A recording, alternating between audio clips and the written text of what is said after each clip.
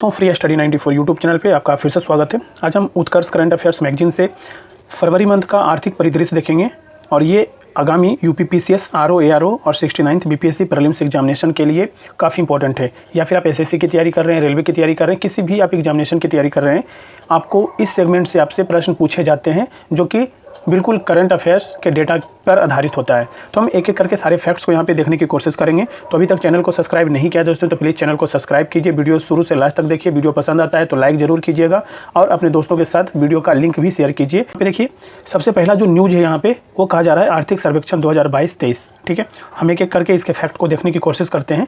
तो यहाँ पे कहा जा रहा है दोस्तों कि 31 जनवरी 2023 को केंद्रीय वित्त मंत्री निर्मला सीतारमण ने आर्थिक सर्वेक्षण 2022-23 पेश किया।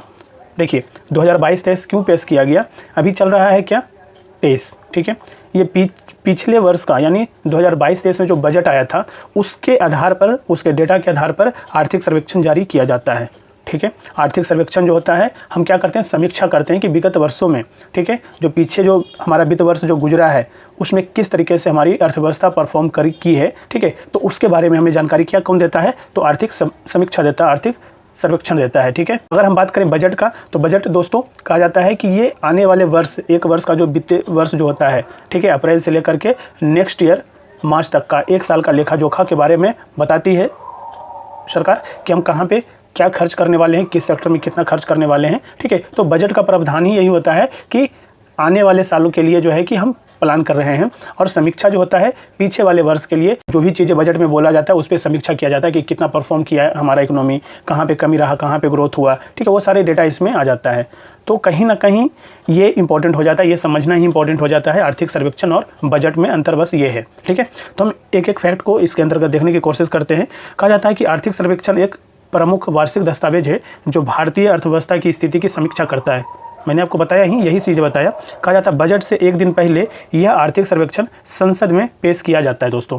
ठीक है, अगर हम बात करें आर्थिक सर्वेक्षण 2022-23 की जो मुख्य बातें हैं उसमें कहा जाता है कि भारत की अर्थव्यवस्था वर्ष 2023-24 में 6.5% बढ़ने व इस वित्तीय वर्ष में 2021-22 में 8.7% की तुलना में 7% रहने का क्या है, अनुमान है। ठीक है, नेक्स्ट कहा जा रहा है कि भारत विश्व में सबसे तेज़ी से बढ़ती प्रमुख अर्थव्यवस्था बना रहेगा। ये कौन कह रहा है, ये आर्थिक समीक्षा कह रहा है, इकोनॉमिक सर्वे कह रहा है। कहा जाता है दोस्तों कि सकल घरेलू उत्पाद अगले वित्त वर्ष में 11% रहने का अनुमान लगाया गया है। वैश्विक आर्थिक राजनीतिक विकास के आधार पर अगले वित्तीय वर्ष में वास्तविक सकल घरेलू उत्पाद की वृद्धि 6 से 6.8% की सीमा में होगी। ये हमारा इकोनॉमिक सर्वे कह रहा है। इस वित्त वर्ष में 6.8 इन्फ्लेशन यानी मुद्रास्फीति का आरबीआई अनुमान ऊपरी लक्ष्य सीमा से बाहर है। ठीक है, ये इंपॉर्टेंट फैक्ट है, ध्यान रखना है। ठीक है, कहा जा रहा है दोस्तों यहाँ पे कि अर्थव्यवस्था की विकास दर मार्च 2023 को समाप्त होने वाले वर्ष के लिए 7% वास्तविक रहने का अनुमान है। पिछले वित्त वर्ष में विकास दर 8.7% रही थी। ये भी आपको याद रखना है और ये भी फैक्ट याद रखना है। ठीक है, कहा जा रहा है वित्त वर्ष 2022 में निर्यात में तेजी दर्ज की गई है। वित्त वर्ष 2023 की पहली छमाही में उत्पादन प्रक्रिया में तेज वृद्धि दर्ज की गई है। ठीक है, इसी के अंतर्गत कहा जाता है आर्थिक सर्वेक्षण की अगर हम बात करें, कहा जाता है कि भारत का पहला आर्थिक सर्वेक्षण कब जारी किया गया था, कब पेश किया गया था, तो 1950-51 में। कहा जाता है 1964 से पहले ये बजट का हिस्सा होता था लेकिन इसे अलग कर दिया गया। बजट से एक दिन पहले जारी किया जाता है इकोनॉमिक सर्वे। ठीक है, कहा जाता है दोस्तों कि इसमें अर्थव्यवस्था के मुख्य घटकों जैसे महंगाई दर, कृषि और विदेशी मुद्रा भंडार जैसे प्रमुख क्षेत्रों में रुझानों का विस्तृत विवरण दिया जाता है। इसे वित्त मंत्रालय का आर्थिक मामलों का विभाग मुख्य आर्थिक सलाहकार की देखरेख में तैयार किया जाता है। अच्छा, ये बताइए कि मुख्य आर्थिक सलाहकार वर्तमान में कौन है। ठीक है, आप हमें इसका जवाब कमेंट्स बॉक्स में लिख करके भेजिएगा। ठीक है, नेक्स्ट न्यूज़ पे हम चलें तो कहा जा रहा है ब्लू इकोनॉमी में अग्रणी निवेशक बना भारत। ठीक है, नेक्स्ट न्यूज़ है, कहा जाता है यहाँ पे दोस्तों कि इंटरनेशनल सीवेड अथॉरिटी द्वारा भारत को ब्लू इकोनॉमी में अग्रणी निवेशक के रूप में नामित किया गया है। प्रधानमंत्री मोदी ने वर्ष 2021 और 2022 में लगातार 2 वर्ष अपने स्वतंत्रता दिवस संबोधन में भारत के डीप सी मिशन का जिक्र किया। कहा जाता है कि इंटरनेशनल सीवेड अथॉरिटी और पृथ्वी विज्ञान मंत्रालय ने डॉक्टर जितेंद्र सिंह की उपस्थिति में पॉलीमेटेलिक नोड्यूल्स अन्वेषण विस्तार अनुबंधन का आदान प्रदान किया है। कहा जाता है दोस्तों कि इस अनुबंधन पर जो शुरुआत हुआ था शुरुआत में 25 मार्च 2002 को 15 वर्ष की अवधि के लिए हस्ताक्षर किए गए थे, जिसके बाद प्राधिकरण द्वारा वर्ष 2017 और 2022 के दौरान 5 वर्ष की अवधि के लिए 2 बार बढ़ाया गया था। कहा जाता है इसका उद्देश्य जो है, सबसे इम्पोर्टेंट यही है, इसका उद्देश्य जो है तटीय अर्थव्यवस्था, पर्यटन, समुद्री मत्स्य पालन, प्रौद्योगिकी, कौशल विकास, नौवहन, गहरे समुद्र में खनन और क्षमता निर्माण को समग्र रूप से कवर करना है इसका मुख्य उद्देश्य। ठीक, अब नेक्स्ट न्यूज है यहाँ पे, भारत में सर्वाधिक विदेशी आवक प्रेषण। ठीक है, कहा जाता है कि वर्ष 2021-22 के दौरान भारत को 89,127 मिलियन डॉलर का विदेशी आवक प्रेषण प्राप्त हुआ है। ठीक है, जो कि एक वर्ष में प्राप्त अब तक का सर्वाधिक आवक प्रेषण है। ये चीज़ें आपको ध्यान रखना है। ठीक है, अब ये देखिए यहाँ पर जो है एक डेटा दिया हुआ है कि आवक प्रेषण जो है पिछले 5 वर्षों का आंकड़ा दिया हुआ है। यहाँ पे कहा जा रहा है कि 2018-19 में 76,396 मिलियन डॉलर आया है। 2019-20 की अगर हम बात करें तो 83,195 मिलियन डॉलर भारत में आया है। 2020-21 की बात करें तो 80,185 मिलियन डॉलर आया है और 2021-22 में अगर हम बात करें तो 89,127 मिलियन डॉलर आया है। अगर बात करें दोस्तों की आवक प्रेषण में प्रमुख देशों की हिस्सेदारी वर्ष 2020-21 की बात है। ठीक है, किस देश से कितना आया है तो उसमें कहा जाता है सबसे पहला नंबर पे संयुक्त राज्य अमेरिका है 23.4%। ठीक है, संयुक्त अरब अमीरात की बात करें तो 18%, यूनाइटेड किंगडम की बात करें तो 6.8% है। ये जो है ना कि सबसे ज़्यादा का है। ठीक है, और भी अलग अलग देशों से अलग अलग आए हैं, वो डेटा सारा यहाँ पे मेंशन नहीं है, तो आप इसे ध्यान में रखिएगा थोड़ा। नेक्स्ट न्यूज़ है हमारा ग्रीन बॉन्ड। ठीक है, कहा जाता है कि इंदौर नगर निगम हरित बॉन्ड जारी करने वाला भारत का दूसरा शहरी निकाय बन गया है। कहा जाता है दोस्तों कि इस बॉन्ड के जरिए निगम की 244 करोड़ रुपये जुटाने की योजना है। इंदौर नगर निगम का बॉन्ड 10 फरवरी 2023 को खुला और 14 फरवरी 2023 को बंद हो गया। इस बॉन्ड की जो कीमत थी वो 10,000 रुपया रखा गया था, जिसे खरीदने वालों को 8% की ब्याज मिलेगा। ठीक है, कहा जाता है कि इस राशि का इस्तेमाल 60 मेगावाट क्षमता वाला सौर संयंत्र लगाने के लिए किया जाएगा। यह संयंत्र इंदौर के वाटर पंप स्टेशन पर लगाया जाएगा। गाजियाबाद भारत का पहला नगर निगम है जिसने मार्च 2021 में ग्रीन म्युनिसिपल बॉन्ड जारी किए थे। ये भी आपको याद रखना है और इंदौर वाला भी याद रखना है। ठीक है, नेक्स्ट पे हम आए तो कहा जाता है कि आरबीआई द्वारा रेपो दर में बढ़ोतरी किया गया है। कहा जाता है दोस्तों कि 8 फरवरी 2023 को भारतीय रिजर्व बैंक आरबीआई के गवर्नर शक्तिकांत दास ने मौद्रिक नीति समिति की फैसलों की घोषणा की और रेपो दर में 0.25 आधार अंक जो है बढ़ा करके कितना कर दिया गया रेपो रेट, ये देखिए 6.50% करने का निर्णय लिया। पिछले 9 महीने में आरबीआई द्वारा ब्याज दरों में की गई है 6ठी वृद्धि है, ये भी आपको याद रखना। लगातार 6ठी बार रेपो रेट में क्या हुआ है, वृद्धि हुआ है। आरबीआई ने भारत के फाइनेंशियल ईयर 24 आर्थिक विकास दर 6.4% रहने का अनुमान लगाया है, जो आर्थिक सर्वेक्षण 6.5% के अनुमान से क्या है, कम है। ये आपको याद रखना है।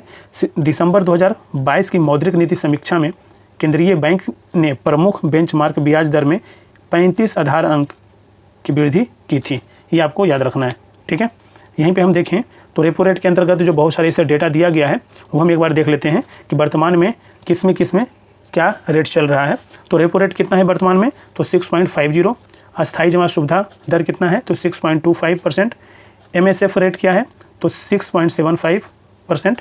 बैंक रेट क्या है, तो 6.50 और रिवर्स रेपो रेट क्या है, तो 3.35%। ये आपको डेटा याद रखना है, कई बार आपको वन डे एग्जाम में पूछ लिए जाते हैं। नेक्स्ट कहा जा रहा है हॉर्विंगर 2023 परिवर्तन के लिए नवाचार। कहा जा रहा है भारतीय रिजर्व बैंक ने दूसरे वैश्विक हैकाथॉन हॉर्विंगर 2023 परिवर्तन के लिए नवाचार की घोषणा समावेशी डिजिटल सेवा विषय के साथ की है, समावेशी डिजिटल सेवा थीम के साथ। ठीक है, कहा जा रहा है हैकाथॉन के लिए पंजीकरण 22 फरवरी 2023 से शुरू हुआ है। इसे भारत के अतिरिक्त US, UK, Sweden, Singapore, Philippines और इजराइल सहित 22 अन्य देशों से टीमों द्वारा प्रस्तुत 363 प्रस्ताव प्राप्त हुआ है। इस हैकाथॉन में फिनटेक को ऐसे समाधान विकसित करने के लिए आमंत्रित किया गया है जिनमें डिजिटल वित्तीय सेवाओं को विकलांगों के लिए सुलभ बनाने, कुशल अनुपालन की सुविधा देने आदि शामिल हैं, ये बताया जाएगा। कहा जाता है कि हैकाथॉन के विजेता को 40 लाख रुपये और उप विजेता को 20 लाख रुपये पुरस्कार के रूप में दिया जाएगा। तो ये हॉर्विंगर 2023 आपको ध्यान रहना चाहिए। नेक्स्ट न्यूज़ है हमारा यहाँ पे वित्तीय साक्षरता सप्ताह 2023, काफ़ी इंपॉर्टेंट है। कब से कब तक, तो 13 फरवरी से लेकर के 17 फरवरी 2023 तक आरबीआई का वित्तीय साक्षरता सप्ताह आयोजित किया गया। ये आपको याद रखना है। कहा जा रहा है कि भारतीय रिजर्व बैंक आरबीआई देश की जनता के बीच एक विशेष विषय पर वित्तीय शिक्षा संदेशों का प्रचार करने के लिए वर्ष 2016 से प्रत्येक वर्ष इसका आयोजन करता है। इस वित्तीय साक्षरता सप्ताह के लिए जो थीम रखा गया था वो था good financial behaviour your saviour. ठीक है, ये आपको याद रखना है। नेक्स्ट है हमारा शिक्षा बजट। शिक्षा बजट की अगर हम बात करें तो कहा जाता है कि दिल्ली ने 2022-23 में शिक्षा के लिए अपने कुल खर्च का 23.5% आवंटित किया है। यह सभी राज्यों द्वारा शिक्षा के लिए औसत आवंटन 15.2% से क्या है, अधिक है, 23.5%। ठीक है, 2021-22 के बजट अनुमानों के अनुसार ये जो चीज़ें जो है यहाँ पे किया गया है। कहा जा रहा है कि असम 2022-23 में शिक्षा के लिए अपने कुल व्यय का 20.1% आवंटित किया है। हिमाचल प्रदेश 2022-23 में शिक्षा के लिए अपने कुल व्यय का 18.9% आवंटित किया है। छत्तीसगढ़ ने 2022-23 में शिक्षा के लिए अपने कुल व्यय का 18.9% आवंटित किया है। यह सभी राज्यों द्वारा शिक्षा के औसत आवंटन 15.2% से क्या है, अधिक है। यहीं पे अगर हम बात करें दोस्तों बिहार के बारे में तो कहा जाता है बिहार ने 2022-23 में शिक्षा के लिए अपने कुल व्यय का 18.4% आवंटित किया है। तेलंगाना ने अपने 2022-23 में शिक्षा के लिए अपने कुल व्यय का 7.3% आवंटित किया है। तो आपको थोड़ा सा याद रखना है डेटा। ठीक है, कहा जाता है छत्तीसगढ़ और बिहार शिक्षा पर अधिक खर्च कर रहे हैं परंतु वे साक्षरता पर बहुत ज़्यादा प्रदर्शन नहीं कर रहे हैं। मतलब कि जिस हिसाब से ये खर्च कर रहे हैं उस हिसाब से रिजल्ट नहीं आ रहा है। ठीक है, शिक्षा पे जो है इम्प्रूवमेंट होना चाहिए, उस तरीके से इम्प्रूवमेंट नहीं आ रहा है। राष्ट्रीय सैंपल सर्वेक्षण 2018 के अनुसार छत्तीसगढ़ में साक्षरता दर 77.9% जबकि बिहार के लिए यह दर 70.9% है, जो देश में क्या है, सबसे कम है। ये आपको याद रखना है। ठीक है, नेक्स्ट न्यूज़ पे हम आएँ तो नेक्स्ट न्यूज़ यहाँ पे कहा जा रहा है, देखिए कहा जा रहा है शिक्षा को लेकर के ही है। केंद्र सरकार ने शिक्षा पर 44,094 करोड़ रुपये आवंटित किए हैं, यानी कुल बजट का 16.51%। ठीक है, नेक्स्ट है real time payment system linkage. ठीक है, इसकी अगर हम बात करें दोस्तों तो कहा जाता है कि 21 फरवरी 2023 को प्रधानमंत्री नरेंद्र मोदी और सिंगापुर के प्रधानमंत्री ली सिन लुंग द्वारा वीडियो कॉन्फ्रेंसिंग के माध्यम से भारत के यूनिफाइड पेमेंट्स इंटरफेस यूपीआई और सिंगापुर के पे नाउ के बीच क्रॉस बॉर्डर कनेक्टिविटी के लिए real time payment system linkage launching की गई है। तो ये आपको याद रखना है, दोनों देश याद रखना है, भारत और सिंगापुर के बीच में। ठीक है, कहा जाता है यह launch RBI governor Shaktikanta Das और रवि मेनन प्रबंध निदेशक मॉनेटरी अथॉरिटी ऑफ सिंगापुर मानस द्वारा किया गया है। ये भी आपको ध्यान रखना है। इसका उद्देश्य क्या है, ये इम्पॉर्टेंट है। भारत और सिंगापुर के बीच कार्ड और क्यूआर कोड का उपयोग करके भुगतान की सीमा पर अंतर संचालनीयता को बढ़ावा देना और व्यापार, यात्रा और प्रेषण को आगे ले जाना है। कहा जाता है कि वर्ष 2016 में एनपीसीआई ने 21 बैंकों के साथ यूपीआई को लॉन्च किया था। ये भी फैक्ट आपको याद रखना चाहिए। नेक्स्ट हमारा है एशिया आर्थिक संवाद। देखिए नेक्स्ट में हम एशिया आर्थिक संवाद देख रहे हैं और यहाँ पे कहा जा रहा है 23 से 25 फरवरी 2023 तक भू अर्थशास्त्र पर विदेश मंत्रालय का महत्वाकांक्षी वार्षिक कार्यक्रम एशिया आर्थिक संवाद के 7वें संस्करण कहाँ पे, पुणे में आयोजित किया गया। ये आपको याद रखना है जगह। कहा जाता है इस संवाद के उद्घाटन सत्र में विदेश मंत्री डॉक्टर एस जयशंकर, भूटान के वित्त मंत्री लियोनपो नामग्याल सेरिंग तथा मालदीव के वित्त मंत्री इब्राहिम अमीर द्वारा परस्पर चर्चा की गई। कहा जाता है कि यह संवाद पुणे इंटरनेशनल सेंटर के सहयोग से आयोजित किया गया और इसका जो थीम रखा गया दोस्तों वो एशिया और उभरती विश्व की व्यवस्था। ये आपको याद रखना है। ठीक है, नेक्स्ट में हम आए तो कहा जाता है डिजिटल भुगतान परियोजना ऑफलाइन पे। ये आपको याद रखना है, डिजिटल भुगतान परियोजना ऑफलाइन पे। HDFC बैंक ने व्यापारियों और ग्राहकों के लिए ऑफलाइन डिजिटल भुगतान का परीक्षण करने के लिए क्रंच फीस डिजिटल कैश के साथ साझेदारी में भारतीय रिजर्व बैंक RBI के नियामक सैंडबॉक्स कार्यक्रम के तहत एक पायलट परियोजना शुरू की है। इस कार्यक्रम को ऑफलाइन पे के नाम से भी जाना जाता है और पायलट परीक्षण के हिस्से के रूप में इसे 16 शहरों में चलाया जाएगा। प्रोजेक्ट चरण के दौरान लेन देन 200 रुपये तक सीमित रहेगा और ऑफलाइन मोड में डिजिटल भुगतान शुरू करने वाला पहला बैंक है। यहीं पे कहा जाता है ऑफलाइन पे अद्वितीय क्षमता लाता है जहां ग्राहक और व्यापारी दोनों पूरी तरह से ऑफलाइन हो सकते हैं और फिर भी लेन देन कर सकते हैं। ठीक है, तो एक अच्छा कदम है। किसने लाया है ये आपको याद रखना है, HDFC बैंक ने। ठीक है, हेज विद क्रिप्टो। देखिए कहा जाता है कि हेज विद क्रिप्टो रिसर्च के अनुसार भारत 2023 में क्रिप्टो को अपनाने के लिए तैयार 7वें सबसे बड़े राष्ट्र के रूप में विकसित हुआ है। ऑस्ट्रेलिया वर्ष 2023 में क्रिप्टो को अपनाने वाला सबसे बड़ा देश है, जिसमें 10 में से 7.37 के स्कोर हैं। कहा जाता है इसके बाद संयुक्त राज्य अमेरिका क्रिप्टो अपनाने में 10 में से 7.07 के स्कोर के साथ दूसरे बड़ा देश है। वहीं ब्राज़ील 6.81 आउट ऑफ 10 के स्कोर के साथ तीसरे स्थान पर आता है। तो इस तरीके से दोस्तों जो है इकोनॉमिक्स से संबंधित हमारे जो 8 से 10 न्यूज़ थे जो आपके एग्जामिनेशन के पॉइंट ऑफ व्यू से इंपॉर्टेंट थे, हमने उस पर डिस्कशन कर लिया है। तो अगर वीडियो पसंद आया हो तो लाइक ज़रूर कीजिए। अभी तक चैनल को सब्सक्राइब नहीं किए हैं तो चैनल को सब्सक्राइब भी कर लीजिए और अपने दोस्तों के साथ वीडियो का लिंक भी शेयर कीजिए। PDF के लिए आप हमारा टेलीग्राम चैनल ज्वाइन कर सकते हैं। Thank you so much.